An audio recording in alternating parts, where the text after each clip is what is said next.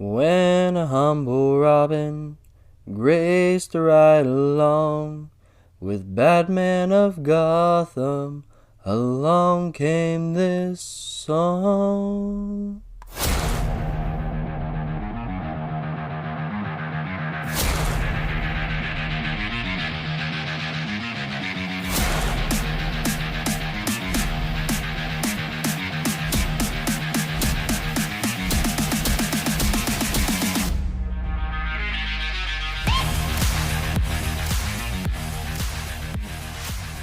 Welcome to Unbuckled Comics. If you're new, welcome. There's a liability form on the back table next to the green power rings. Please show some willpower by not playing with them. Too much, at least. If you are returning, thank you for your continued support. I am Unbuckled Cape, your ever humble host of this little comic podcast, where reviews are our bread and butter, but not our only topics anymore. Today, we have Dark Knights of Steel Part 1, and I am so excited to get this going. Oh, I love this comic so much. And then next week we're going to do Part 2, and I haven't even read Part 2 yet. Oh, I can't wait. Oh, but first, before we head out on our patrol, let us gather some intel. There are social medias of this podcast, both on Facebook and Instagram, of the name Unbuckled Comics.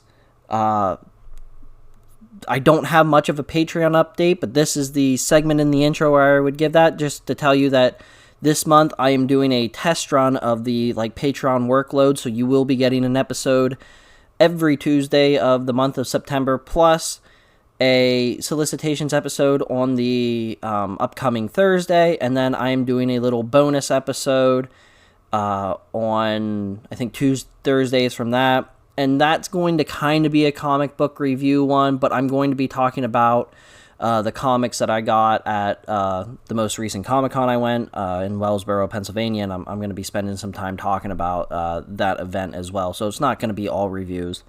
And then potentially in October, I may drop my Patreon. I'm still kind of undecided. I want to see how this month goes.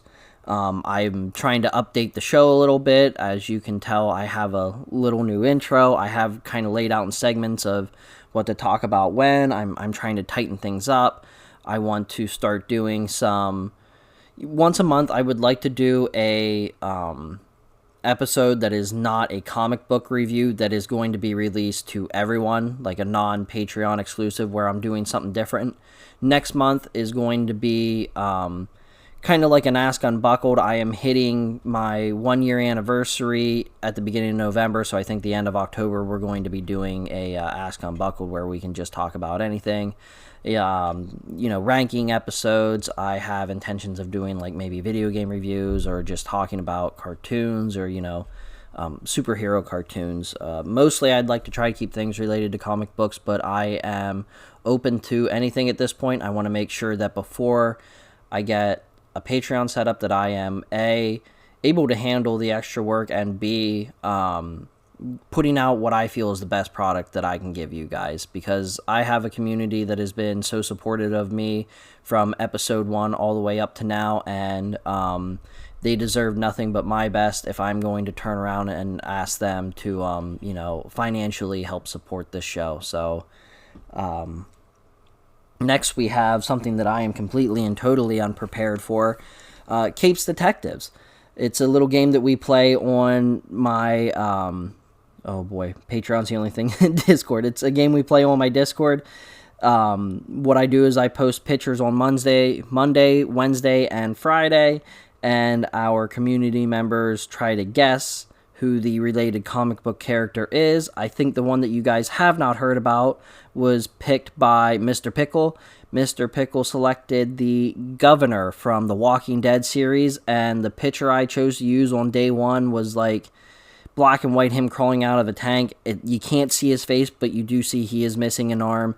And I thought it was going to be difficult. If it was me, I wouldn't have got it. But because nailed it on the first try, so he got to pick the next one. And I used a picture of Todd McFarlane, and in the back there's a little like red cape that you can see.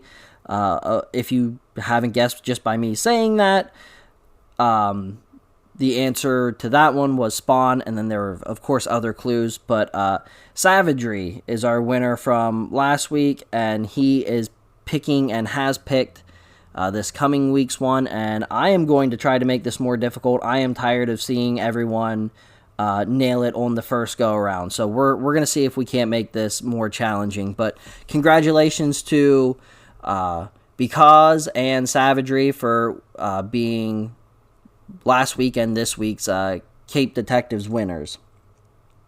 So next, I decided to just start giving little updates on what I've been up to lately. A little peek at the uncaped life of... Wait, I am unbuckled cape.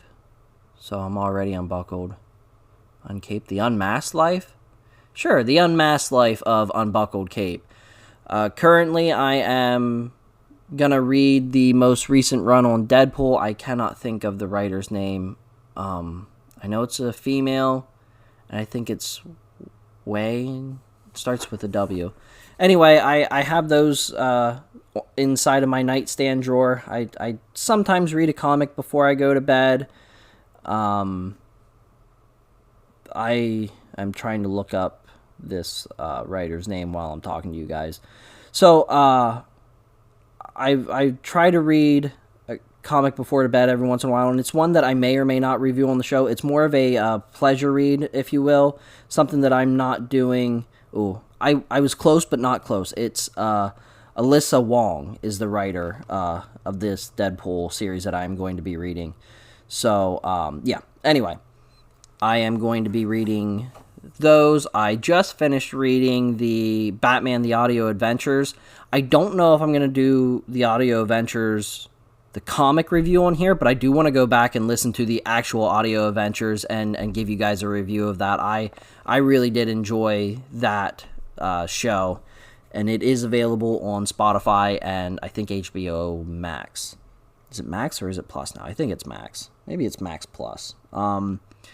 Video game wise, just kind of picking up. I've been playing a lot more Tetris 99 than recently because I only have like 5 minutes to like just sit down and play a game. So I picked Tetris 99, or maybe I jump around in Cadence of Hyrule. I am playing Breath of the Wild. I am playing Tears of the Kingdom, but I got a long way to go on that. I feel like I haven't even scraped the surface of it. Outside of video games and nerd stuff, I am doing, I have my normal job. I have a side project going on. I have this. I've been training to run a 5K. Bub, as we started to call him, because I got tired of typing baby unbuckled. So we're starting to call him Bub.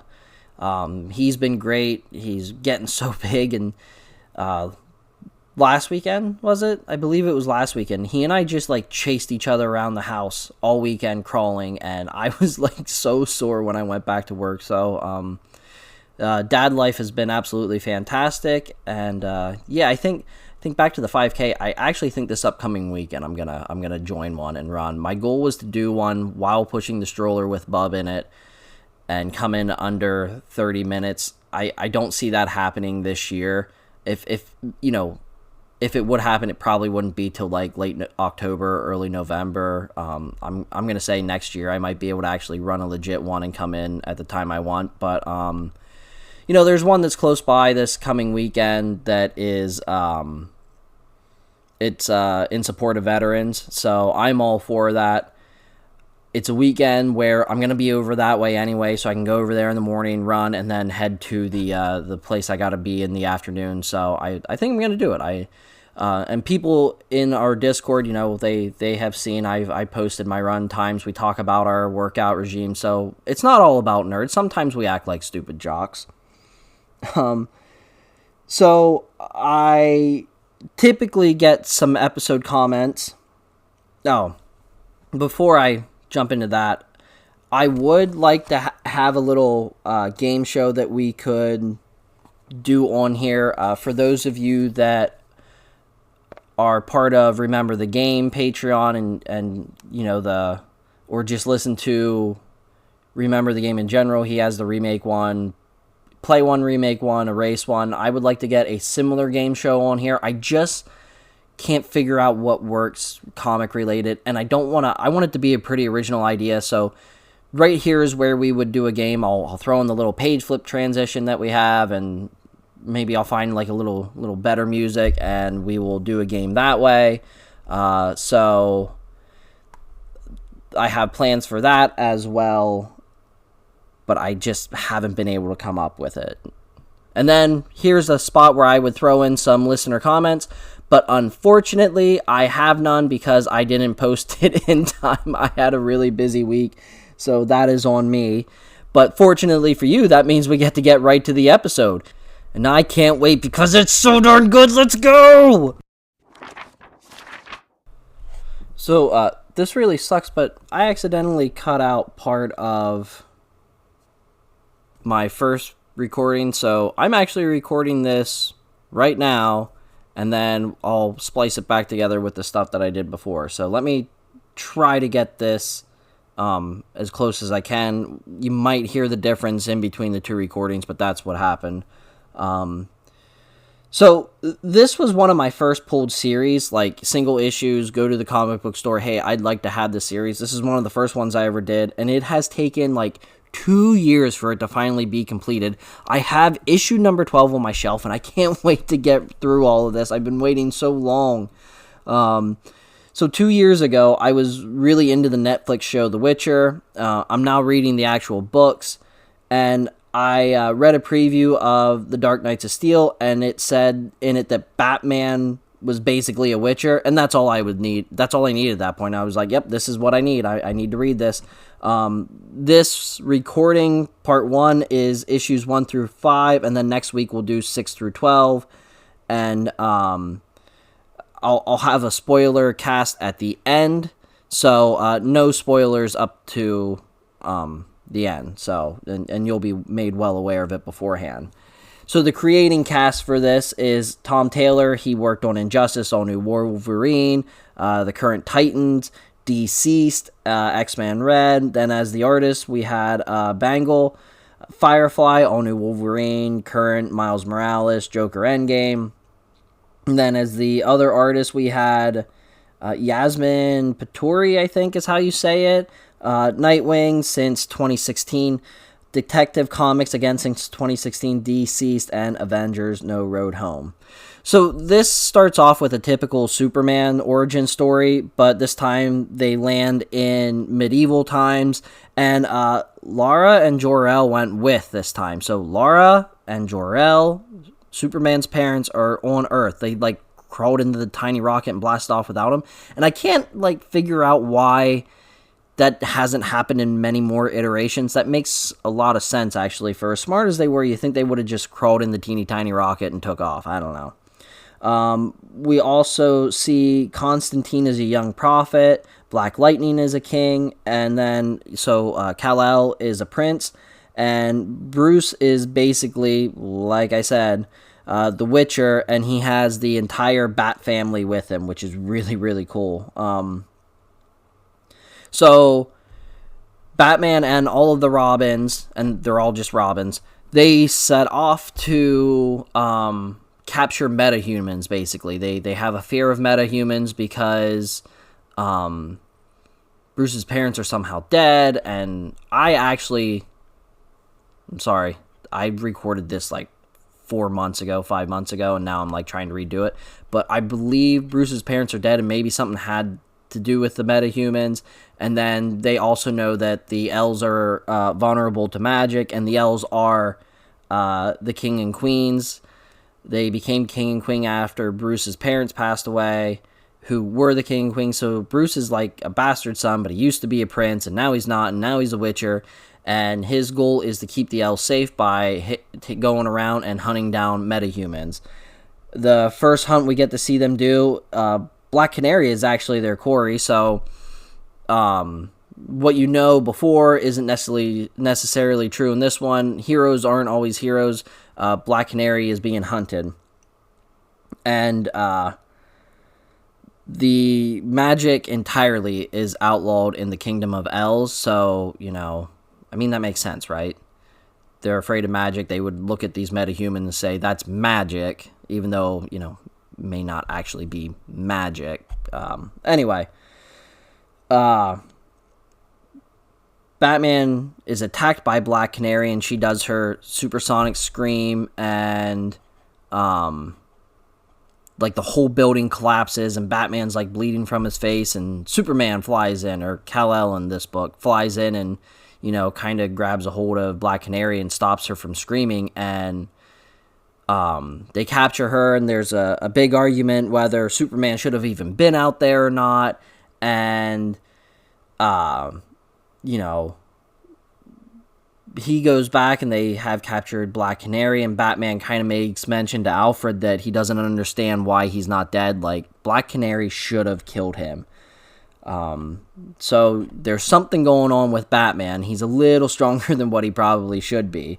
When they get back to the House of L's, Harley Quinn is there, and she's the court jester, which is really funny. And I really love how this book is with its answers, right? So, like, in issue 1, we get an answer to why Batman has that extra ability that he doesn't quite know about, and I'm not going to bring that up now. I'm going to kind of save that for just a little bit later. Hold on a second. So when they all get back to the castle, they put Black Canary in prison. We see a couple other metahumans in prison. I think the Flash is one of them, if I remember correctly. And then they go into the courtroom or throne room of the castle, and there is a pretty heated debate with Kal-El and why he's in trouble for going out, and Batman kind of says, like, hey, it's my fault, I'm sorry, and then Kal-El, scolds Batman for trying to lie to protect him, and there's the argument between the parents, and Bruce Wayne is kind of like just has his head down, he's a humble knight. I think at this part we learned that Amanda Waller is like the head general of the armies for the L's, and Superman is thoroughly scolded by his parents, and they're concerned for him, but he has a really good point. Swords break on him, yet they send a mortal man out to out to save them, where Superman feels like he could do I don't know if I want to say a better job, but he feels like it should be his responsibility, since he is so super, to go out there and hunt down these metahumans as well to protect his family. While all this is happening in the L Kingdom, we get a look back at the Jefferson Kingdom and a discussion there that basically we can infer that King Jefferson wants the L's dead, and mainly just because of the prophecy that young Constantine, the prophecy that young Constantine gave, I think it was like 9 years prior or something like that.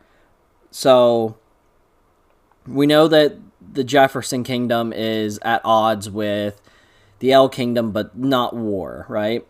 So Bruce and King Jor-El go up to the roof of the castle to talk, and this is when we learn that the Waynes were the previous kings, that they were, really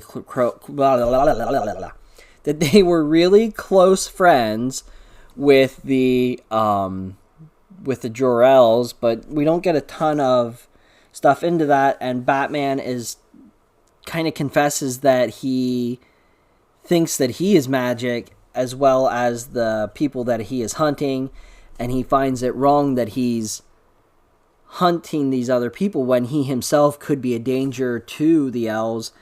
And Jor-El reveals to him that some time ago he and Martha had an affair, and he is actually the son of Jor-El and Martha, not Thomas and Martha. So Batman is half Kryptonian, and that is what makes him more like the Witcher.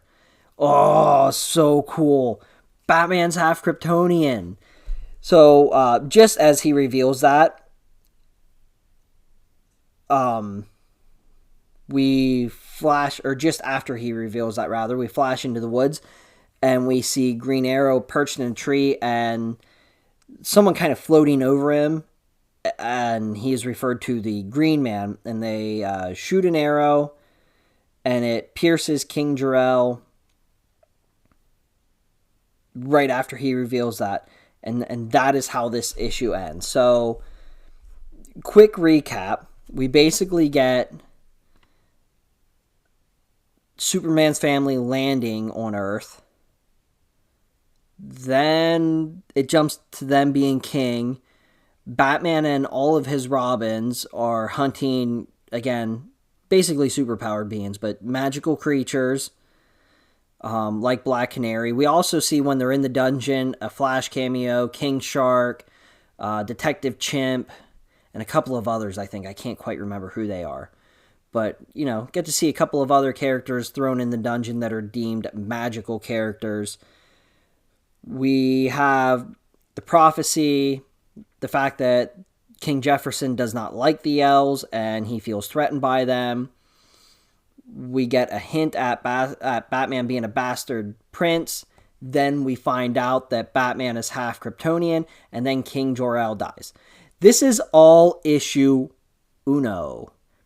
This is so fast-paced, with setting up a plot, a deep world, and the lore around it, so that we don't have to spend a ton of time with backstory.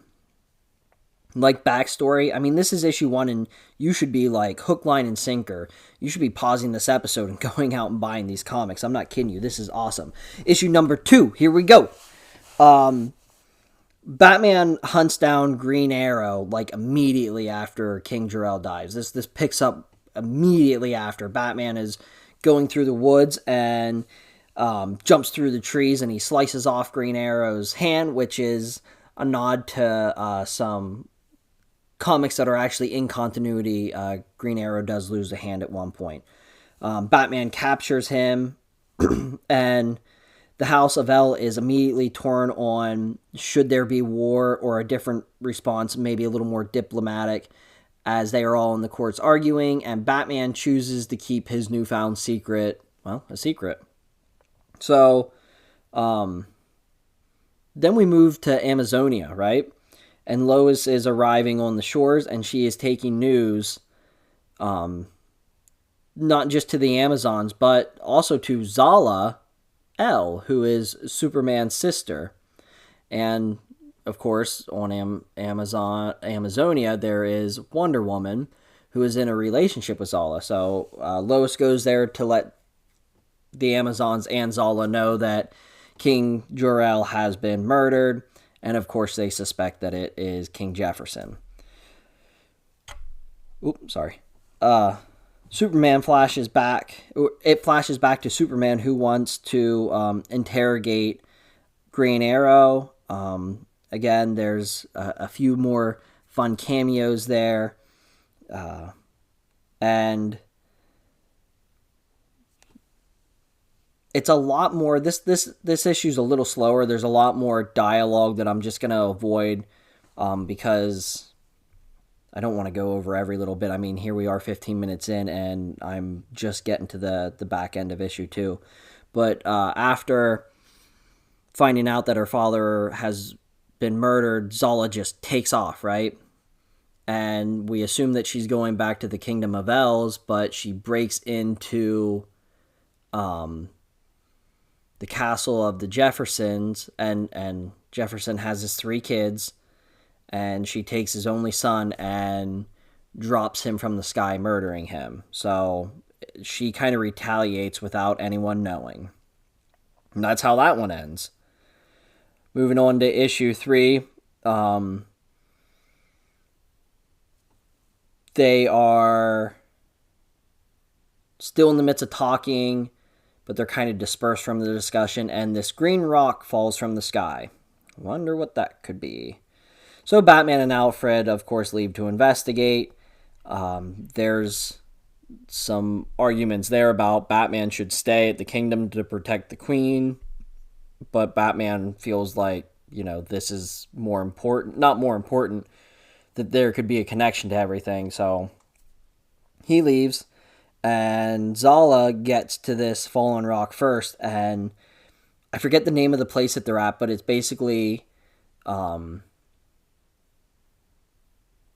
guess rolled is the proper term. It's basically watched over by the metal men, who are actually just men, but their armor is made out of different metal. I love the way the writer and the artist were able to take characters, modern characters like the metal men, and make them feel medieval time by just simply adjusting. They're not metal men now. They are men that wear different metal armor. It's so cool how they do that. Their time in the comic is short-lived, as Zala just absolutely demolishes them, dismembering, pulling them apart. She is brutal, and we assume it's just from grieving, right? So she just like rips through them in no time, and then we get King Jefferson, who goes to Amazonia.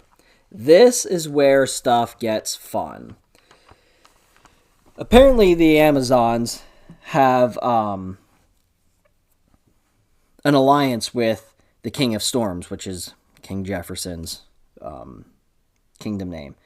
And Hippolyta refuses to break tradition, true to character, and says that if a war does break out between the Kingdom of Storms and the Kingdom of Elves, that they will stand with the Kingdom of Storms. This infuriates Wonder Woman, so she leaves to find Zala. And King Jefferson does mention that Zala is the one that killed his son. So as the Kingdom of Storm ship leaves Amazonia, I keep wanting to call it Amazon, it's Amazonia. Zala attacks the ship and kills King Jefferson, and while she's doing it, she whispers to him, "No more kings." The reason I point that out is, as we get towards the end here, there's something fishy going on, and her whispering, "No more kings," is kind of like the first tip of it, right? So, Batman and Alfred finding the dismembered metal man, and of course, the piece of kryptonite. Now, what do we know? We know Batman's half Kryptonian. The kryptonite makes Batman feel very weak, and he ends up fainting. And Alfred kind of hints that Batman doesn't know it all yet, which is strange. Like, what else is there to know? He's half Kryptonian, so like I said, issue number 1 moves so fast, and here we are. That's the end of issue 3, and it's just like, we got answers, and we kind of know what's going on, but at the end of this, with like Alfred hitting that Batman doesn't know the full story, Zala going absolutely berserk, which isn't out of character, but it just feels off. It feels more animalistic than revenge driven, you know what I mean? Wonder Woman is crazy angry at Hippolyta and leaves Amazonia to go find Zala, and she potentially could have to fight against her sisters, and like it's just, there's a ton of tension. And I think this was the point where I realized I was reading this book going, oh boy, the Batman's the Witcher.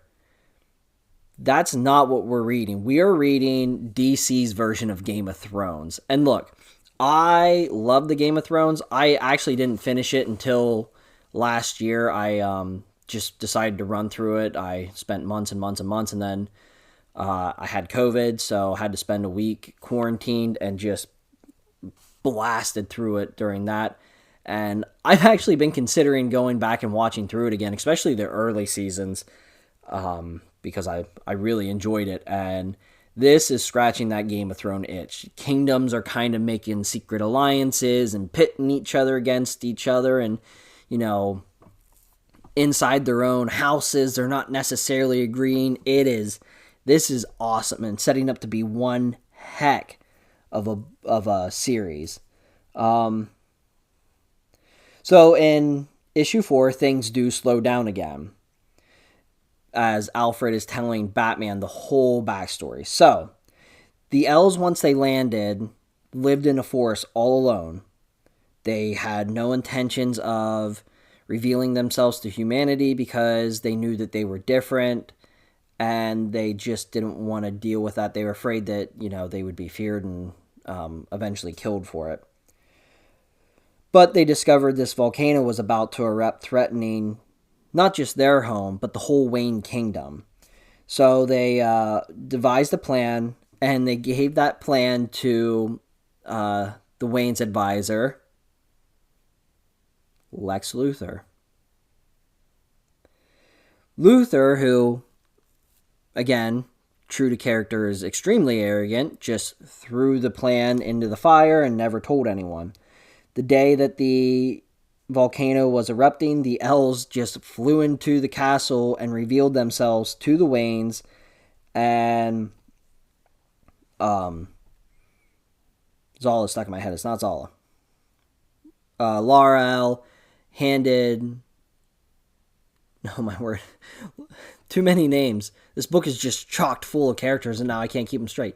Laura handed Kal-El to Martha Wayne and basically asked her to watch over her baby while they went and saved everyone. So after that, the elves kind of became like the second family in charge, very close friends with the Waynes, and that is when the affair happened. After the affair, Thomas Wayne ended up just taking Batman in as his own and raising him and loving him like he was his own son, right? So they decide to go on this trip. The elves get in the lead carriage and the Waynes are in the rear carriage, and they are attacked by the exiled Lex Luthor, who is now known as Joker/Green Man. So we are right? Yeah, we're 4 issues in, and we finally come to my first major complaint. I feel like they just made Lex Luthor the Joker because they felt like they had to have the Joker in. He clearly has Green Lantern powers, right? He's flying around. He was able to, make Green Arrow's arrow some form of kryptonite, and now he just kind of looks a little bit like the Joker. And again, I'm only 6 issues into this. Maybe there's a bigger reason for that. But I feel like they're like, oh, let's just take Lex Luthor and just kind of give him a Joker look so we can have the Joker in here and combine Superman and Batman's 2 greatest villains. Not a fan of that. And plus, everyone refers to him as the Green Man, but then in this story, all of a sudden, we're calling him the Joker, so that, I don't know. It just felt forced. Believe you me, it has no bearing on how great this is through 4 issues, and we have 2 more. So... Issue number 5. Are you ready for this to get wild? Because this gets wild. Harley Quinn visits Hob Forest to try and convince Poison Ivy to help protect the Kingdom of Elves, right? So there's this forest that divides the the Kingdom of Storms and the Kingdom of Elves, and Harley Quinn wants Ivy to help them protect it, and Ivy's deal is that Quinn has to live with her, and she refuses, but Ivy ends up, I'll protect anyway. Zala finally arrives home 2 days after finding out about Jor-El's death. That's important. Keep that 2-day thing in mind. Then, Wonder Woman is flying over top of Hob Forest while Ivy and Quinn are talking, and because they recognize Wonder Woman as a Amazon, they know that Amazons are allied with the Kingdom of Storm, so Ivy attacks Wonder Woman, and it's, basically this big, just chest puffing out contest, a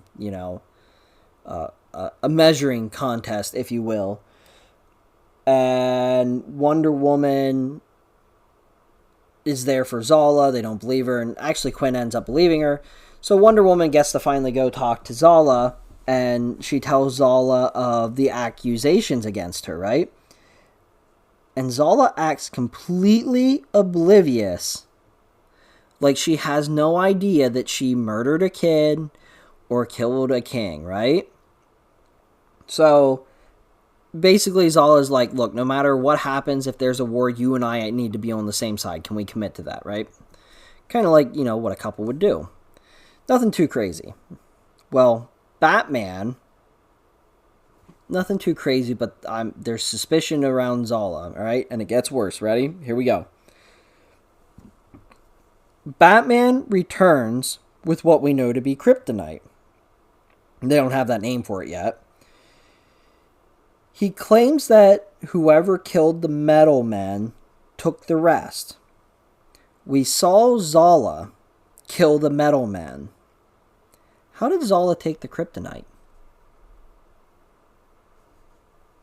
And I don't know. And we're not going to find out here. These are legit questions that I have that I'm picking up on. And like, I am so sucked into this, right? So Batman goes to talk to Superman about this. And Batman has it wrapped up. And there's kind of a question of like, well, why do you have it wrapped up if it only affects Kryptonians? Geez. And then Batman tells Superman about Jor-El's affair. And Superman takes the kryptonite out of the lead line thing and stabs Batman with it. Then he flies Batman up high into the sky and just throws him like he's a baseball. Just throws him in an attempt to kill Batman. And the whole time he's talking about basically having total rule. This is insane. So all of a sudden... Now wait, think about this. Zala goes on some kind of rampage talking about no more kings. And then all of a sudden, Superman is attempting to kill Batman. Basically his brother, a guy that he's grown up with his whole life, who he loves. And Batman is like, hey, you know, we're half brothers here, man. And like Superman just stabs him out of nowhere. And, you know, then, little cool thing here, Batman isn't dead. And he's taken in by the Kents, who are talking about, like, you know, who he is, how many people he's harmed, but this is what they do. They take people in.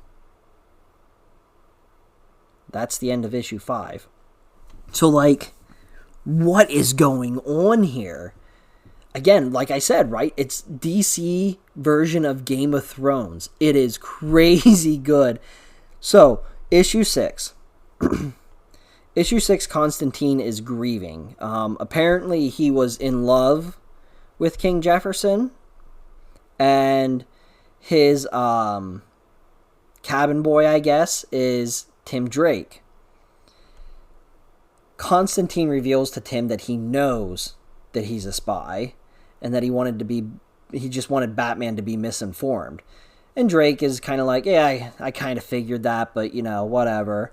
And Constantine just turns him over to the princess, and she is about to kill him, and Constantine kind of is like, hey, we have to go to your father and brother's processions today. Let's not do it with blood on our hands. Let's let him go. Send him back to the elves with a message, right? So Tim goes back, and he wants to talk to Batman, but of course Batman isn't there. Superman isn't there. Everyone is out looking for Batman, supposedly. And Tim ends up telling the Queen in front of Zala all of the accusations that are against Zala, and he says that he bribed, intimidated, allied, he interrogated, he did everything possible, and he said the story never changes. So by every account that he ever had, Zala is the one that killed the prince and the king. And again, she denies it and acts completely oblivious, like she has no idea. Then we see Superman going to Jimmy Olsen, and he's asking if there's any word on Batman yet. This is all super weird. Yeah, they may know and they may be acting, but why would Superman go out of his way to ask, hey, has anyone seen Batman yet? I'm thinking there's something going on here. I'm thinking the elves are being controlled by someone or something. I don't think this is them. I think this is like a huge, big scheme, and I can't believe that we are almost done with issue 6, and now we gotta wait another week to figure out what happened. Actually, I'm waiting much longer. I gotta wait like another month for issue 12 to come out. So anyway, flashback to John Constantine, who summons the demon Etrigan. Yes, I love Etrigan. We only get to see him for a few seconds, though, as he turns into his human form. Ra's al Ghul. Right on. So, Constantine wants Al Ghul to put King Jefferson into the pits. He says that he can't because he can only restore, not remake, and Jefferson lost his heart because Zola punched it out. So, instead, what he can do is he can get the prince and take the prince to the Lazarus pit in return for the location of the Titans. So that means the Teen Titans are in here somewhere. Wild. Absolutely wild. I can't wait to see the Titans. They do not pop up in this issue. So then we get to see Superman, flashback to Superman for the end of this issue, and he attempts diplomacy and actually fails miserably. He goes to Amazonia, floats over the boat so he's not setting foot on their territory because men aren't allowed to be there. But he is end up overwhelmed by the Amazons and then stabbed with a magic-y sword and tied up with the lasso of truth. And he and Lois discuss their mutual feeling of something bigger is going on here. And these kingdoms are being pitted together, but Lois does not agree to help delay the oncoming war. So that's our 6 issues. I'm gonna take a swig. So we're 32 minutes in, and I gave you guys a ton of information. But this is crazy, is it not? So, like I said, this is like just straight up DC Game of Thrones, and I can't get enough of this. I could sit down and read these 6 issues again and be just as excited as I was the first time. The character of Superman, at first, is exactly who you think he is. Even though he is a prince and should be in the throne room, he wants to be out helping defend his kingdom because he's Superman. That's what he should be doing. But then we see this, he attempted to kill Batman, which makes no sense. Then we have the character of Batman, who is very, very typical Batman, but is half Kryptonian. And then we have the character of Wonder Woman, who kind of seems like she might end up a little bit of a pawn. I think she might be a little bit clouded by her relationship with Zola. But in the end, just going off of what I know from the Wonder Woman mythos, she's probably going to end up being right wherever she chooses because she is a warrior of truth. So looking at the DC's big 3 here, I love what is done with them. They are true to their basic bone characters, aside from the little outbursts that Superman has. And it is a fantastically written story, and it's just so great. I don't believe that the Puppet Master has been revealed. I don't think this is a situation where maybe Hippolyta is pulling the strings, or the Elves General is General Waller. I don't think she's the one doing it. I don't think we've seen our primary villain yet. So we do have 6 more issues to do, which we are doing next week. Specific to these 6, I think the greatest attribute for them is the balance that they had. Issues 1 through 3. Issues 1 through 3, there is a ton of questions, but the ones that are brought up in issue 1 are solved by 3. And then there is a bunch of larger, bigger plot points being brought up in the remainder 3 through 6. So it's just the pacing feels a little bit off. Issue 1 really fast, issue 2 not so fast, issue 4 middle speed, issue 5 really, really slow, issue 6 way, way, way fast. So the pacing doesn't feel as well as some other comics that we've read recently, but I'm okay with it. It's I think it's supposed to feel a little bit chaotic, and then kind of taking a break for some backstory, and then right back into the chaos, right? Because none of this is happening slow. Um, Zala acted quite impetuously and just went on a rampage. The Jeffersons had to, like, they murdered a king, so of course they ran to Hippolyta to make sure that their alliance was still good. Like, it would all happen quick anyway, so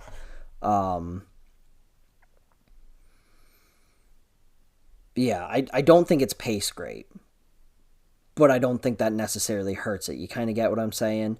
Because even though we're speeding up and slowing down, that speed up, they're dropping like a ton of information on us, and then when they slow down, we're getting at least 3/4 of those questions and like plot holes filled for us. So I'm sitting here and like I'm still so hyped. I cannot wait to finish reading this. I'm dying to. And who doesn't just love this smorgasbord of characters we got, right? We had some little cameos, but Waller's a general, Harley Quinn's the court jester. We actually get Superman's parents in it for a while, which is something we like never get. And then there's Black Lightning and his family, John Constantine, as Ra's al Ghul and Etrigan are one character tied together. Wonder Woman, Artemis is on the Amazonian island. There's Lois. You name them.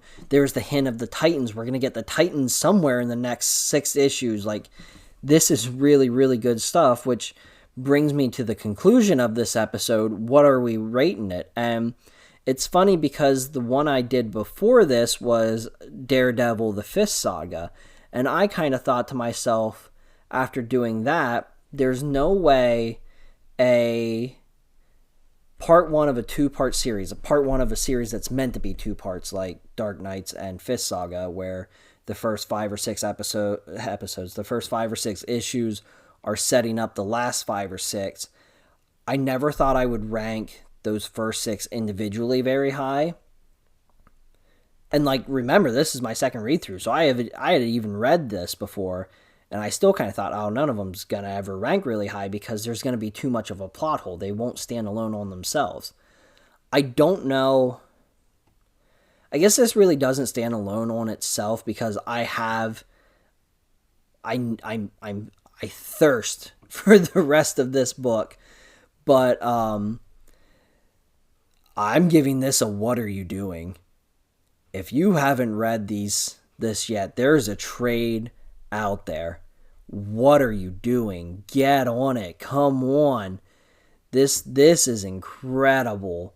I looked earlier today and this is now our 4th what are you doing, right? For me anyway.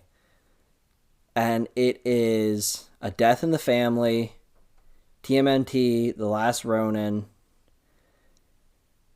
Batman One Bad Day, Freeze, and now the first part of the Dark Knights of Steel. And if the second part of the Dark Knights of Steel don't make our 5th one, I'm going to be extremely disappointed. But out of those 4 that are in there,